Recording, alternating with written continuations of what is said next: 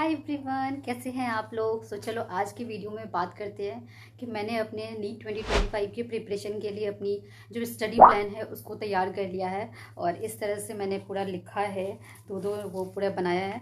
तो आज ये सारी चीज़ पे डिस्कस करते हैं कि मैं कैसे एक साल को पूरा वो करने वाली हूँ, एग्जीक्यूट करने वाली हूँ। और पता है नीट 2024 को बीते 1 महीने बीत गए और कैसे ये साल भी बीत जाएगा ना, पता भी नहीं चलेगा कि फिर से पता चलेगा अरे अभी तो नीट 2024 का पेपर दिया था और अभी नीट 2025 आ गया।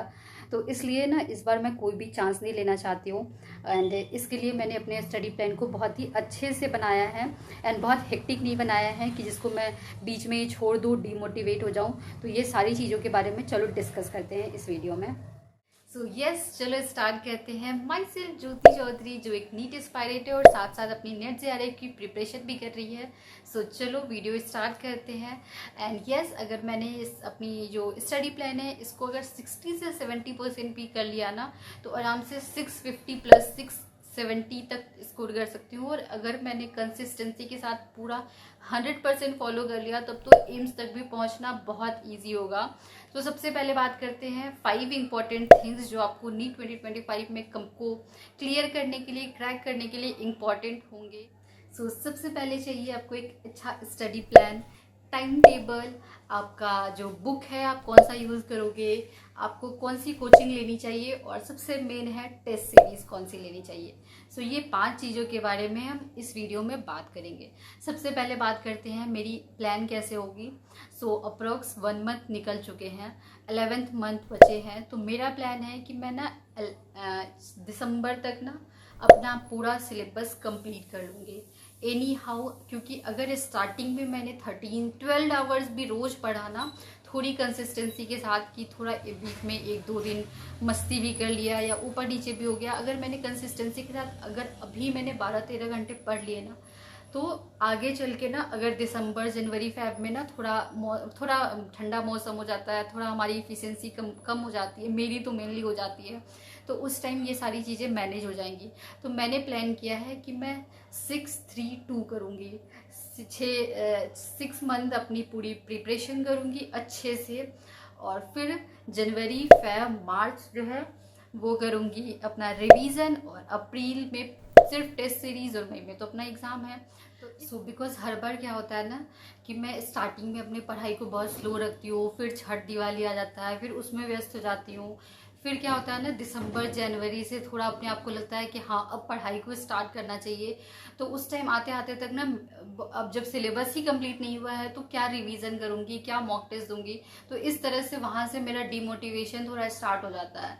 तो इसलिए मैंने सोचा है कि मैं दिसंबर तक कैसे भी अपना सिलेबस कंप्लीट कर लूँगी और एलएन के टेस्ट के अकॉर्डिंग करना है। तो अपना 11th और 12th साथ लेके चलूँगी कि 11th का भी 50% और 12th का भी 50% ऐसे साथ में चलेगा। तो ये है। और रही बात टाइम टेबल की, तो टाइम टेबल में मैंने कैसे बनाया है वो भी डिस्कस करती हूँ आप। चलो let's talk about time table. Time table के लिए मैंने सोचा क्या करना ही पड़ेगा, कोई ऑप्शन नहीं है। सुबह के 6 बजे जगना है, 6 से 8 बजे तक अपने को फ्रेश होना है एंड यस एक्सरसाइज तो मैंडेटरी है बिकॉज अपने आप को पूरे दिन प्रोडक्टिव रखने के लिए अपना दिमाग भी तो चलना चाहिए। तो इसके लिए मैंने सोचा है कि अपना 6 से 8 तक एक्सरसाइज कर लूँगी, ब्रेकफास्ट कर लूँगी और अपना जो भी मेडिटेशन है वो सारी चीज़ें करके 8 बजे से पढ़ने बैठूँगी और 8 से अप्रॉक्स 12 बजे तक या 1 बजे तक कोशिश करूँगी कि 4 से 5 घंटे की मेरी प्रोडक्टिव स्टडी हो जाए। बिकॉज मैंने अपने आप को देखा है ना कि मैं सुबह में ना बहुत ही प्रोडक्टिव स्टडी करती हूँ, जैसे जैसे दिन बीतता जाता है वैसे वैसे प्रोडक्टिविटी जो है वो धीरे धीरे डिक्रीज होती जाती है। इसलिए ना सुबह में 4 से 5 घंटे पढ़ लूँगी ना तो एक अच्छा पोर्शन कंप्लीट हो जाएगा। और जैसे ही मैं 4 से 5 घंटे पढ़ लूँगी तो अपने आप एक मोटिवेशन भी रहेगा कि हाँ आज मैंने अपनी पढ़ाई इतना तो कर लिया है। फिर उसके बाद वही है 12 से 1 बजे तक, अगर मैं 12 बजे भी अपना पढ़ाई कंप्लीट करती हूँ तो बीच में 1 से 1.5 घंटे का ब्रेक लूँगी, फिर अपना लंच वंच करूँगी, आधा घंटा नैप लूँगी और फिर अपना 2 बजे से अप्रॉक्स 6 बजे तक फिर से अपना स्टडी सेशन स्टार्ट करूँगी। और बीच वाले सेशन में मैं मेनली ना अपना लेक्चर का जो काम होगा, जैसे मुझे फिजिक्स में कोई लेक्चर देखना है या केमिस्ट्री में देखना है तो वो करूँगी।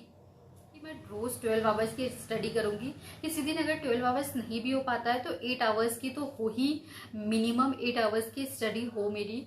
और उसके बाद 5:30 से अपना थोड़ा बहुत ब्रेक लूँगी और फिर उसके बाद बैठूँगी अप्रोक्स 9:30 बजे तक पढ़ के फिर डिनर करके फिर कैसे भी मैक्सिमम 10:30 बजे तक तो मुझे सो जाना है, क्योंकि नींद बहुत ज़रूरी है और 8 घंटे की नींद तो मैंडेटरी है। बिकॉज ये लंबी जर्नी है, ये 2 दिन का सफ़र नहीं है कि आज चलो ठीक है 2 दिन नहीं सोया तो कुछ भी नहीं बिगड़ने वाला है। ये लंबी जर्नी है, यहाँ बीच बीच में बहुत उतार चढ़ाव आएंगे, बहुत डिमोटिवेशन होगा, बहुत किसी के बात खलेगा, किसी का बात से दुख होगा, तो ये सारी चीज़ें अप्स एंड डाउन चलती रहेगी। तो इसके लिए आपको नींद बहुत ज़रूरी है, दूसरे के बातों से अफेक्ट नहीं होना है, अपने गोल पे फोकस करना है और अपने आप पे भरोसा रखना है। कंसिस्टेंसी तो मेंटेन करनी ही करनी है कैसे भी, एनी हाउ। तो ये सारे मेरे प्लान्स रहेंगे। अगर मैं बात करूँ कि बुक कौन सा यूज़ करूँगी, तो बुक के लिए भी मैं बता देती हूँ कि मेरा मेन फोकस इस बार रहेगा कि मैं NCERT यूज़ करूँ, क्योंकि मैं एक ये चीज़ बहुत हर बार गलती करती हूँ कि मैं NCERT पे ज़्यादा फोकस नहीं करती। सो इस बार ना अपने मॉड्यूल पे बिल्कुल भी फोकस नहीं करूँगी। थोड़ा बहुत मैं बायो के लिए यूज़ करूँगी कि बायो में थोड़ा मॉड्यूल का यूज़ करूँगी, वैसे फिजिक्स और केमिस्ट्री में तो बिल्कुल भी मैं यूज़ नहीं करने वाली। और ये सोच रहे होगे आप लोग इतना ग्लो कहाँ से आ गया मेरे फेस पे, तो ये ग्लो नहीं है, ये भयंकर वाली पसीना है। बहुत ज़्यादा पसीना आ रहा है बिकॉज मैं कूलर बंद करके अपना वीडियो शूट कर रही हूँ ना, इसलिए। तो चलो ठीक है, हाय गर्मी।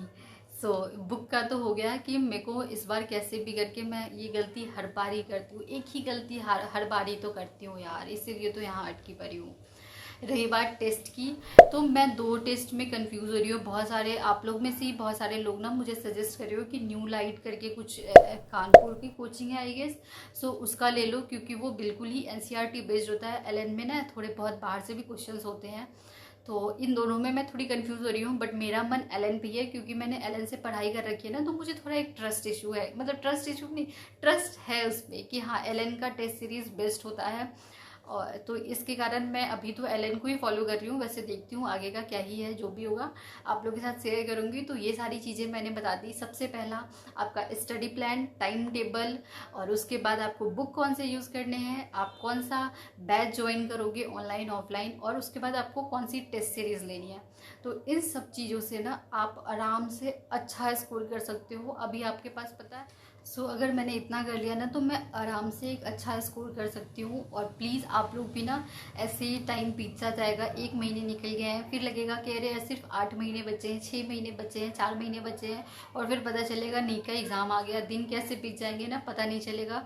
प्लीज़ अपनी जो भी स्टडीज़ है स्टार्ट कर दो, इधर उधर में बिल्कुल भी मत रहो। एंड मैं भी अपनी कंसिस्टेंसी को मेंटेन करने की बहुत बहुत बहुत कोशिश कर रही हूँ, अपने आप को बहुत शेड्यूल कर रही हूँ। सुबह के मैं कोशिश करती हूँ कि 4 से 5 बजे के बीच में जग जाऊँ, बट 6 बज जा रहे हैं, बट इसको मैं धीरे धीरे इम्प्रूव करूँगी। और 6 बजे जगती हूँ ना, तो बहुत फ्रेश माइंड से जगती हूँ कि हाँ फ्रेश हूँ, ऐसा नहीं लग रहा है कि अभी भी मुझे नींद आ रही है। अपने मन को जितना हम समझाएंगे ना, एक टाइम पे मैं एक चीज़ बताती हूँ, एक टाइम पे ना मुझे बिना चीनी के चाय लगता था, कैसे कोई पी सकता है।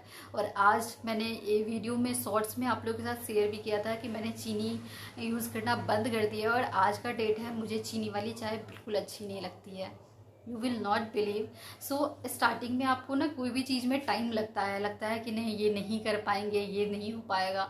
बट एक बार आप अगर उस चीज़ के यूज टू हो गए ना, अगर आप एक बार 12-13 घंटे पढ़ने के यूज टू हो गए ना, तो आप जिस दिन नहीं पढ़ोगे ना, उस दिन ऐसा लगेगा कि क्या किया मैंने, क्यों कर दिया मैंने।